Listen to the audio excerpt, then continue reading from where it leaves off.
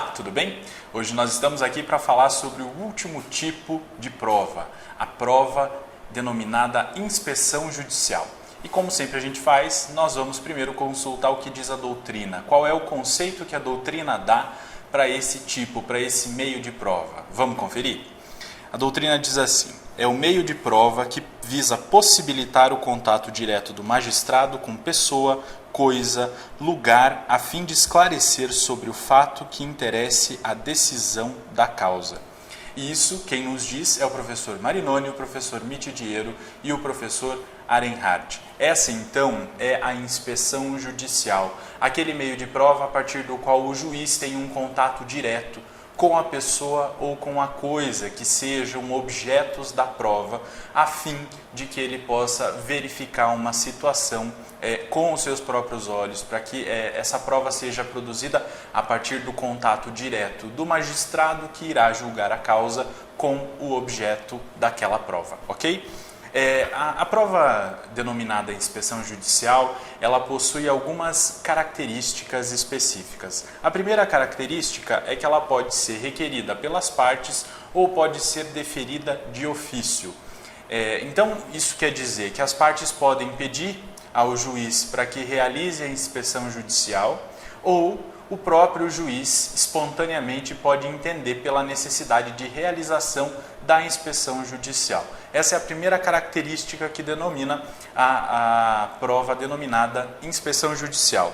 Segunda característica, de regra, assim como todas as outras provas, ela vai ser definida no saneamento. Na decisão que irá sanear o processo, o juiz vai dizer se entende necessária a produção da inspeção judicial ou não.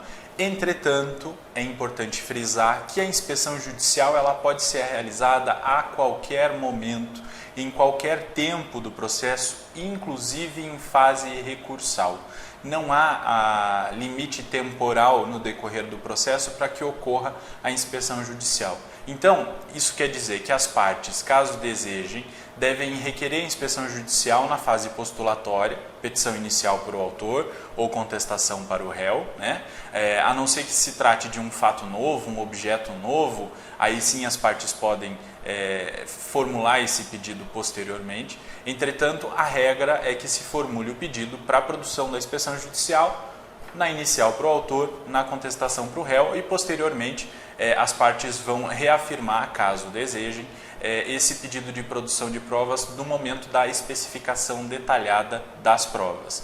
Entretanto, o juiz, quando ele tiver dúvidas, quando ele entender que há necessidade de esclarecimento e ele entender que é possível que haja esse esclarecimento a partir da produção da inspeção judicial, ele pode então determinar que a inspeção judicial aconteça. E isso pode acontecer em qualquer tempo do processo, inclusive na fase recursal.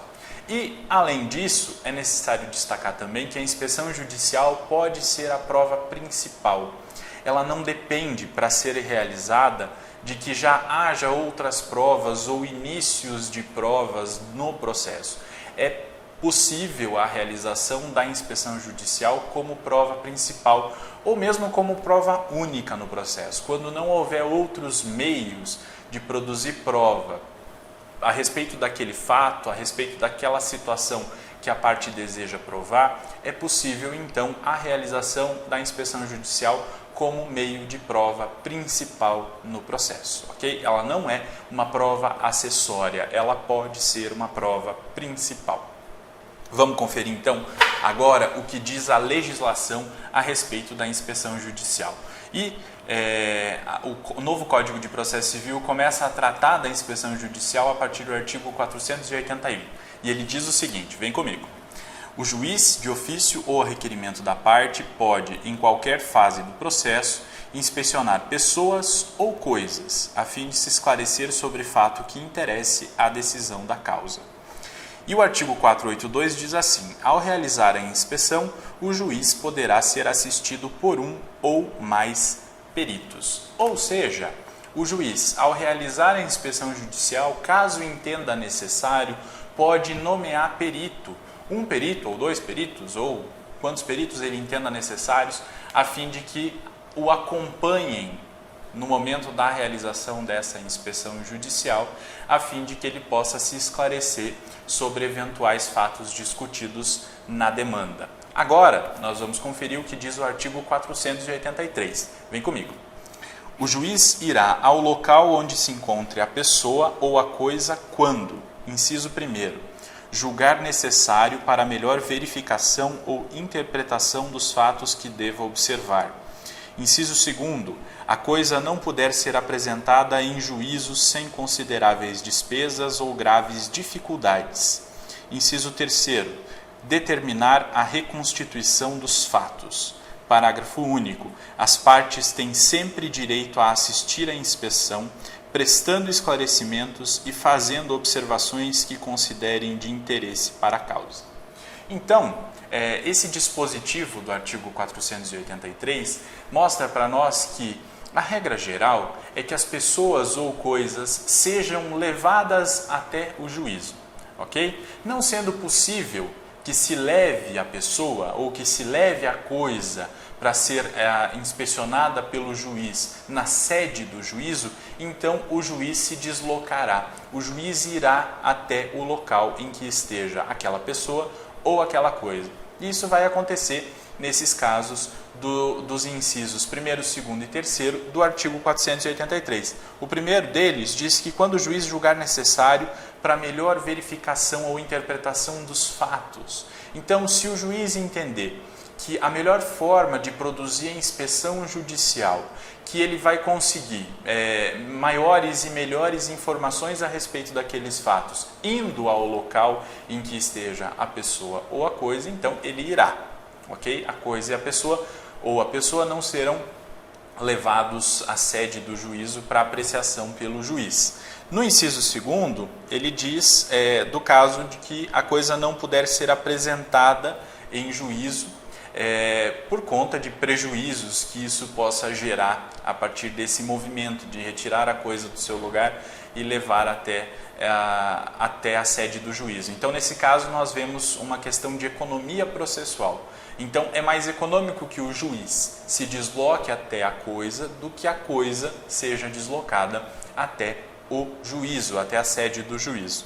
E o inciso 3º, quando o juiz determinar a reconstituição dos fatos. Então, é lógico, se o juiz determina a reconstituição dos fatos, o que é muito pouco usado no processo civil, é verdade, mas é possível, se ele determina a reconstituição dos fatos, então ele irá até o local em que aconteceram esses fatos para acompanhar a restituição ou a reconstituição dos fatos, ok?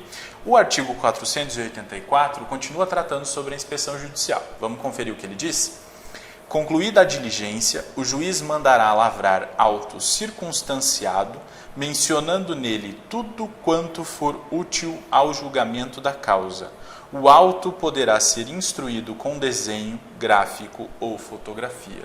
Então, a fim de que aquelas informações e as impressões colhidas durante a inspeção judicial sejam levadas aos autos do processo, será então lavrado um auto circunstanciado. O juiz será acompanhado por um serventuário da justiça, que então lavrará um auto circunstanciado dizendo sobre tudo o quanto foi realizado, tudo o quanto foi feito durante a prática daquele ato processual de produção da inspeção judicial. Ok? E esse auto, como determina o parágrafo único, ele pode ser instruído com outros documentos, com fotografias, com gráficos ou com desenhos do local em que estava a pessoa ou a coisa que foi inspecionada pelo juiz. Ok? Era isso que nós tínhamos para tratar a respeito de inspeção judicial. Como vocês puderam perceber, é um meio de prova muito simples, muito pouco usado, é verdade, mas muito simples, com uma disciplina legal bastante simplificada. Ok? Nos vemos na próxima. Até lá!